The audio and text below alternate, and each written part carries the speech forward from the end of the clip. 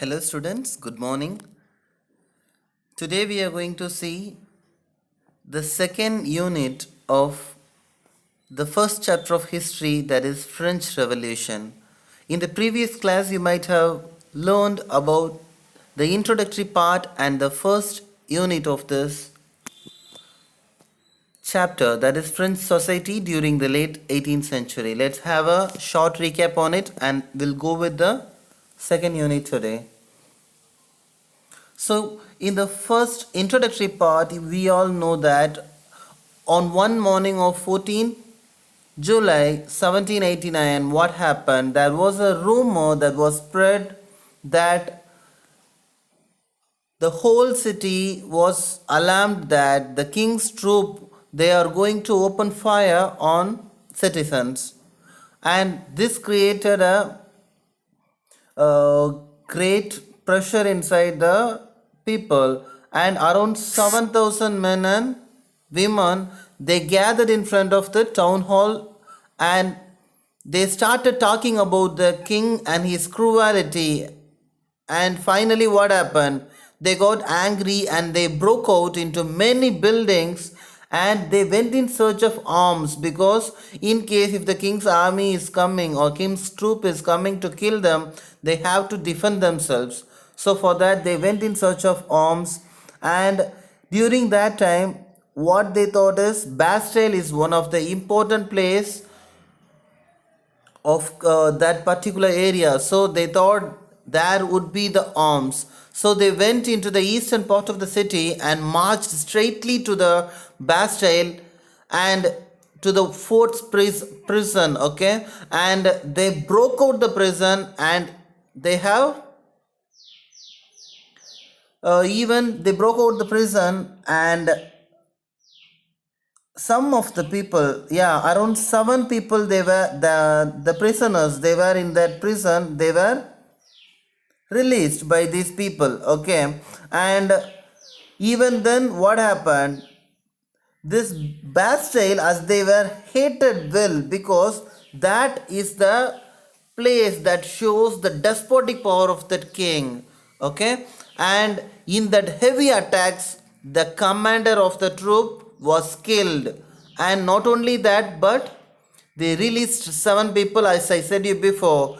And finally this made, and the buildings, most of the king's buildings, forts, everything were destroyed by these people, broke out by these people, and this made the Bastille to fall.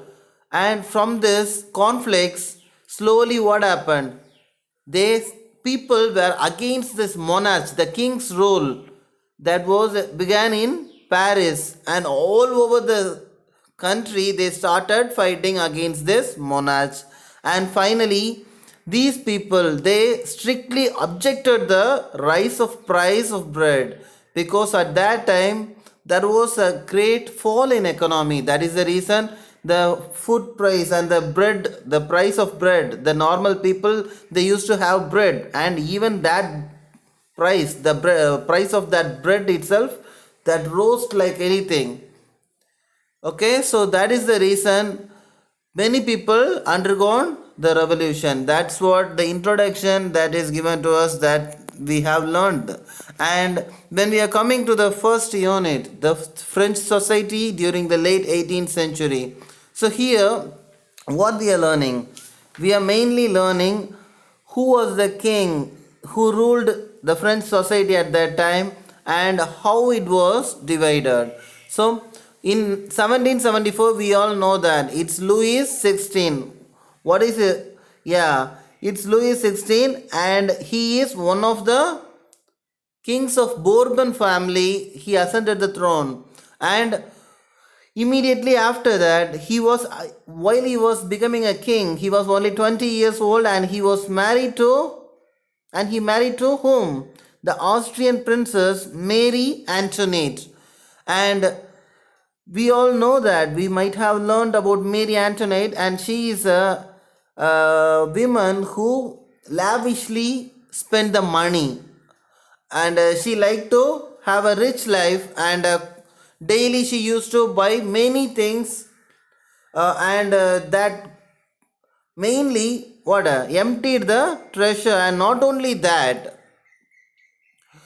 when this Louis XVI he ascended the throne, he found that the treasury to be empty. Yeah, when he was becoming the king, the treasury was completely empty, and as already it was empty. Added to this, what happened?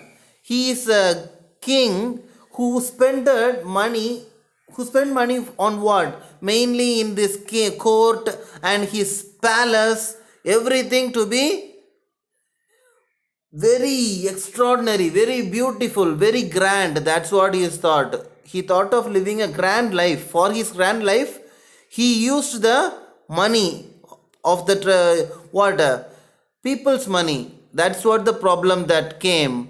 Added to this, we all know that the cost of maintaining the extravagant court and the immense palace of Versailles, this Louis XVI spent more money, and also he itself is not having money in his kingdom, but he took much money for helping the 13 American colonies to gain independence from their common enemy, that is Britain. So these guys helped the American colonies to become an independent one, but when coming to the France, what happens? They don't even have money to meet up their regular expenses.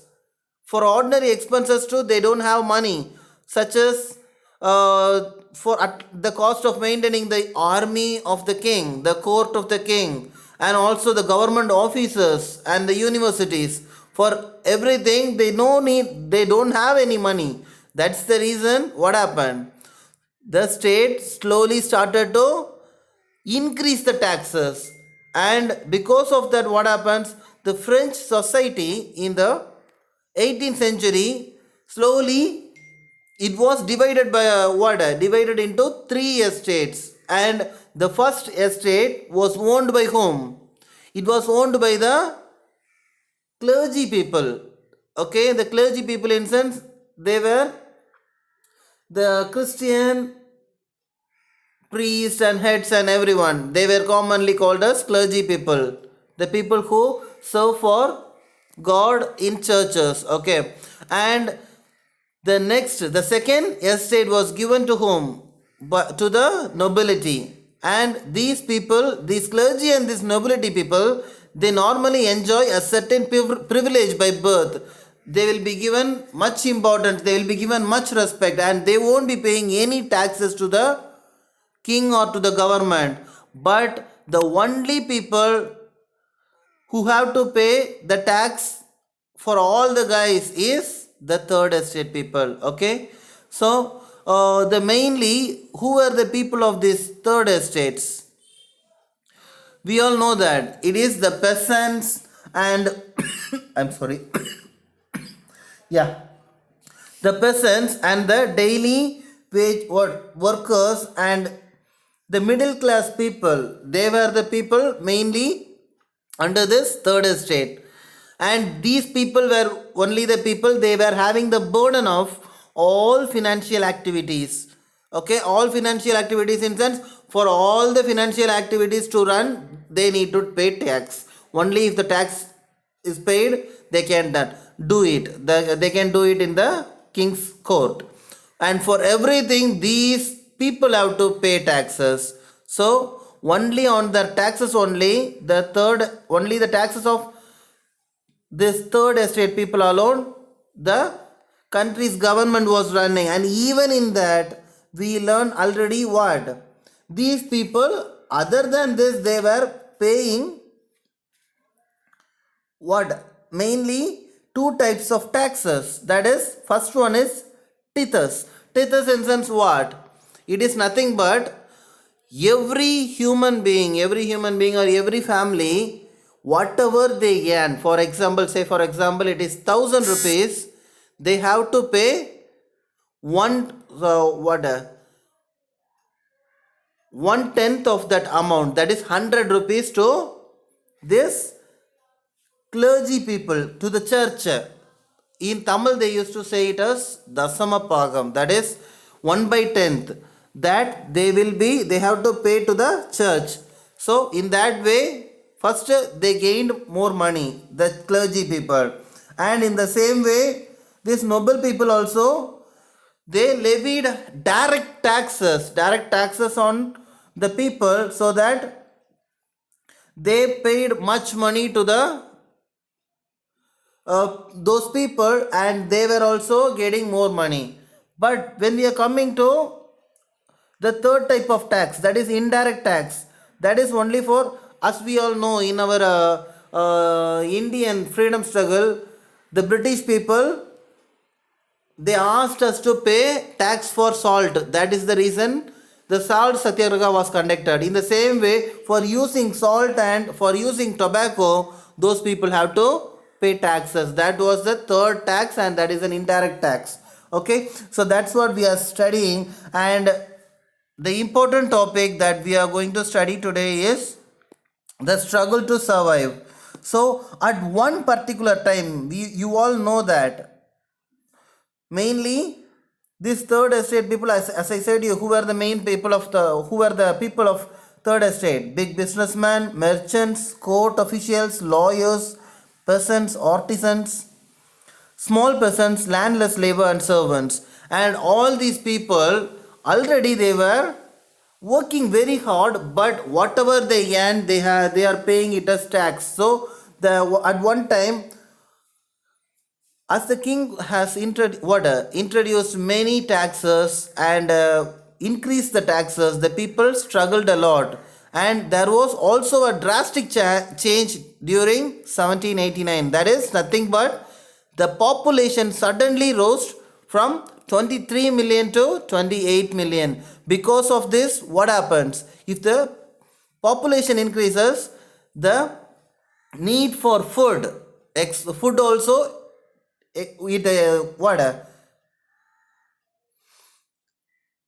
the need for food also increases, right? So that is the reason, slowly what happened, there was a great demand for food grains in France. And some people, some people who are the producers of these grains and the producers of bread mainly, they, what happened, they hidden some breads, or it is said like that they may be kept aside some breads, and they said that there is no breads, only few breads we are having. So by using this word, they have increased the prices of the bread. And in some other case, it is said that due to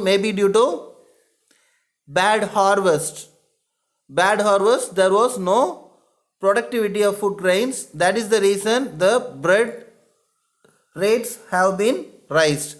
And because of this, what happened, the poor people, they cannot able to meet their needs, because as the food grains is very low in the country, slowly all the people did not got food. And that is the reason, slowly, if everyone did not got food, it leads to famine, right? In Tamil we used to say that, what, say it as something like what is that, yeah, I couldn't say it as say it properly. I hope you understand. In the olden days, by the year 1993 to 1998, in our Tamil Nadu also we got the famine. That time there is no food productivity, everyone went in search of food. And finally the government has given them some work. For that they gave a piece of bread or something else for the people to eat, and also some wheat items. Okay, so that was the same thing happened here. The famine occurred severely, and because of that, what happened, slowly the subsistence crisis came. What is meant by a subsistence crisis? It is nothing but an extreme situation where the needs of livelihood become endangered. I can explain it to you clearly. What all the basic needs of us? The basic needs is nothing but the job or the food, shelter, and food and shelter is the basic need, right? And even that was not there for them, and that even they were not getting means that is said to be the situation that is called subsistence crisis. So these people were facing that problem, okay. And the last thing is, in that time one group of people they emerged. They were called as the growing middle class ensavages. And these people ensivages, they brought an end to the privileges. So what it is, I said you, the nobles and the clergymen, they were considered to be the privileged people by birth itself, because they come from great family, they come from noble family. That was the thought. But these third estate people, they were not given any importance, they were treated very badly. And I'm sorry. So this created, finally, already there was a famine, and they don't have even food to for the day to day life. So this created a revolt against the taxes and the food price that rose very severe. And most of the merchants and the educated people, they oppose the government, because if the government is good, they won't face these problems. That was their thought. And they say that the government should be divided according to qualification and the literacy. What they said is, you are giving importance to the nobles and to the clergy based on their privilege of birth, but it should not be like that. Only a person should be given importance by his education, by his qualification, by his talent. That's what they thought. And that is the reason they formed a group called middle class. And in that middle class, who were the people were there? The traders who are going for overseas for doing trade, and mainly the manufacturers of goods. These two people, these two category people mainly comes under this middle class. And that time, slowly many philosophers they came to talk about this. And we'll see few main people. One of the great philosopher and thinker, his name is John Locke. What did he said? He mentioned in his writing of the treatises of government, in his book treatises of government, what he said, he told that there shouldn't be any monarch, only the people or government and supreme. So there should not be any king, only the people should have their own government, and they should be supreme always. All the people should be given much importance. That was their thought, okay. And when we are coming to the next important person, Rousseau, you all know him very well. Yeah, he is a great philosopher. This Rousseau, he also brought out his idea about this.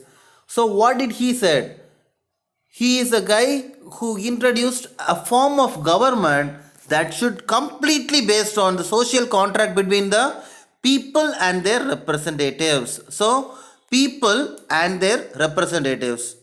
So basically the people, they have to select their own representatives to rule them on behalf of them. That is what we are having today.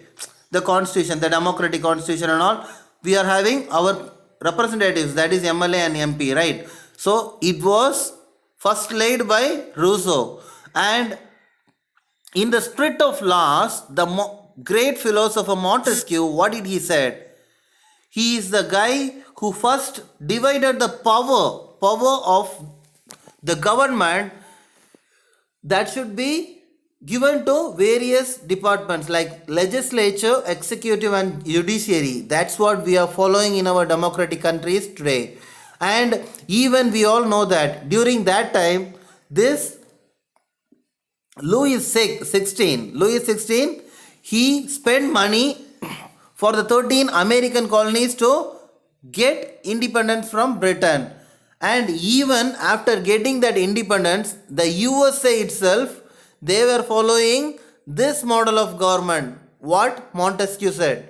And even the American Constitution, what they did after getting the independence, they guarantee the each and every individual of America, that is United States of America, they guarantee you all will be having your own individual rights.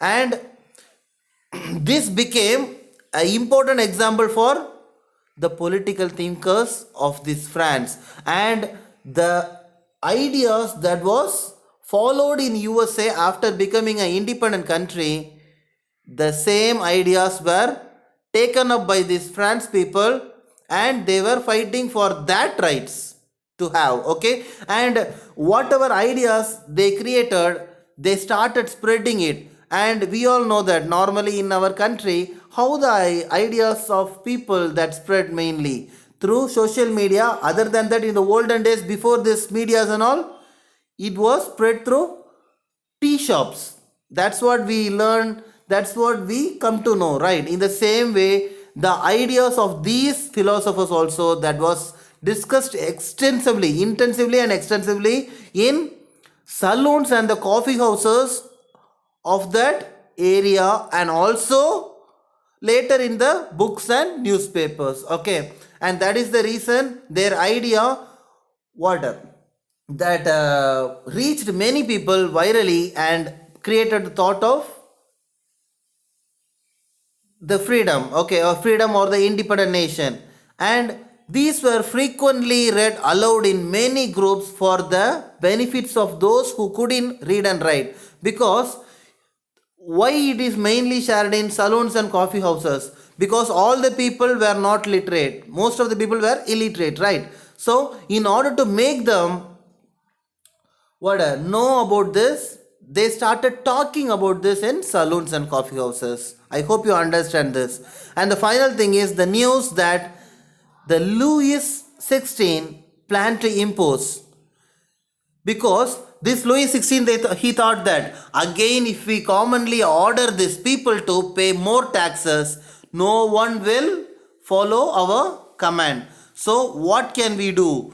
In that way, he thought, and he finally what he did, he thought of calling the all the estate representatives to the estates general. So in that particular meeting area, say for example, he thought